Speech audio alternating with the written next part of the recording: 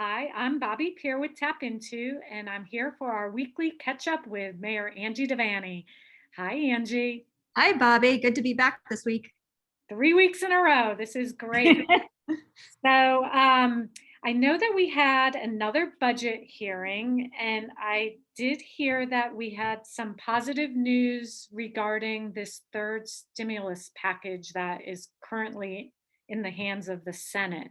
Do you want to walk through how Berkeley Heights can possibly benefit from the passing of this stimulus package? Sure. So your readers and your viewers may have seen an article in NJO back in late February where it listed all the towns and the aid that they were proposing.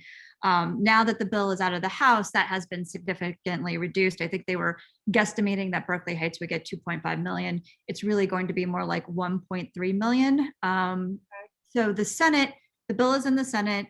We're hearing that moderate Democrats have reached a deal with the Biden administration, which would give them the 50 votes. The assumption is the vice president would break or add the 51st vote, and that the bill would pass. So what we're hearing is that Union County will get 129, million dollars. And again, of that, Berkeley Heights would get $1.3 million. And it's solely based on population. That's how the formula works. Okay. Now, would this money, when would we possibly receive it? And is it earmarked to go towards something specific? Right. So that's a good question. So we're hoping within the next few weeks. I mean, the typical politics of Washington, right? Nothing happens too quickly. The other thing that we're being told is that the US Treasury will wire the money directly to the state of New Jersey. And then the state of New Jersey is required, once they're in receipt of those funds, within 30 days to wire those funds to the municipality. So that's hopefully some good news that relief will be here quickly. We're being told, and again, I haven't seen the rules or regulations, and until we really see those, we don't know for sure. But we're told that it is a more flexible bill that really helps municipalities with the loss of revenues.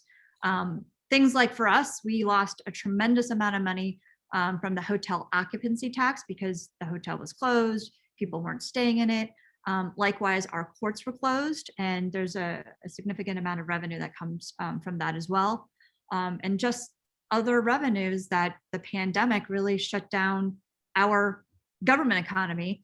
And so therefore we didn't have those revenues. So we're hopeful that we'll be able to use the funds for that. And likewise, obviously, DPW, perhaps our sewer plant, our police department, had to put in extra efforts in 2020 because of the pandemic. And we're hopeful that perhaps maybe we can use it for some of those things that we already paid for. Good. So I know you're in constant communication with our state leaders and county leaders. Is there anything new? I know the occupancy of restaurants or I believe like weddings and so forth, there was an opening of the numbers or the increase of numbers for events. Anything new coming down that they're talking about, maybe behind closed doors that hasn't been announced yet? Not that I'm aware of. The Biden administration did put out a directive that the president would like all teachers to be vaccinated by the end of March.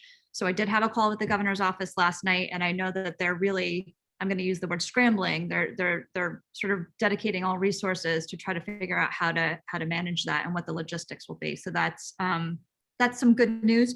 And also, I want to mention in this bill, there's also provisions for unemployment benefits being extended, some specific help for restaurants, some help for renters, and some additional funding for the distribution of the vaccine.